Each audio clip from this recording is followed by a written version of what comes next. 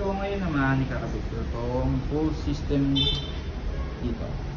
So, let's start. Ay, mas malaki konti.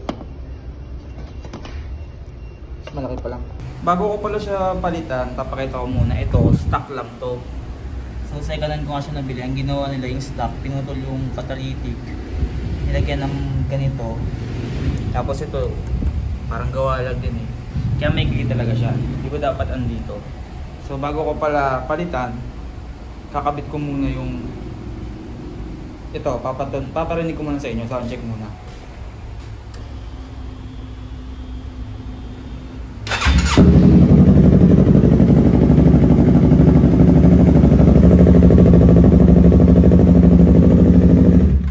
So, yan siya. Tatry natin ko yung isa. Yung nalagay ko dito, Akrapochi. Okay, yun naman yung Akrapochi. Sound check.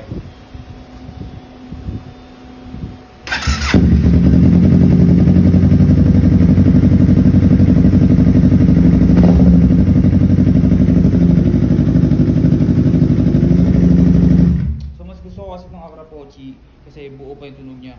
Medyo bago pa yun ito. Wala kasi pang tricycle eh. Pero yun, papalitan ko na tapos tingnan natin kung lalalim palalo yung tunog niya kasi hahaba. So kung nagtataka kayo kung kaya tanggalin kahit hindi tatanggalin tong kaha, sagot ay oo. Okay, so next is kakabit ko na yung titanium. So side by side comparison lang natin siya guys. So parang mas malaki to. Ayan. Wala akong panukat eh. Mas malaki siya pero konti lang. Siguro 1mm, 2mm lang yung nilaki niya. Tapos yun. So di ko alam kasi meron dito mas mahaba, mas maikli to. So tetest fit ko muna kung alin yung nasa tamang pwesto. Okay, so guys, tandaan nyo na lang yung mas mahaba. Ito, nasa right. Yung mas maikli dito sa left. So, bago kasi lagyan to, maglalagay kasi ako ng beta gray or liquid gasket para walang singaw talaga. So, ito yun guys, beta gray gasket maker.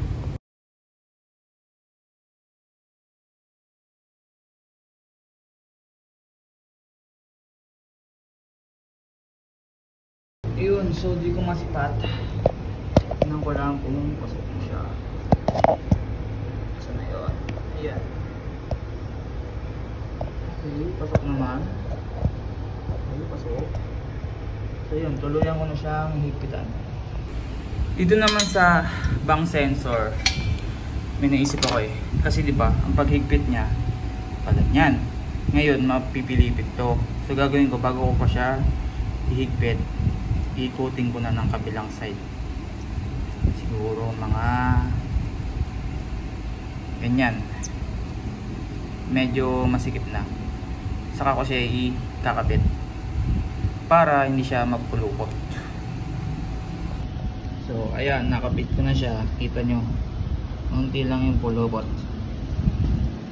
So i-ano ko muna. Ito muna yung sa sound check. So ayan, nakakabit na. Sound check natin kung ano nangyayari sa loob.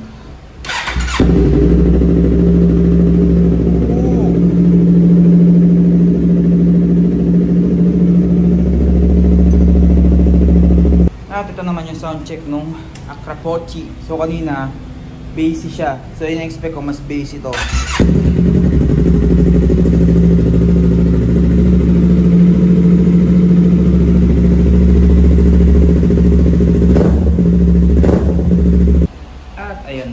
Siya.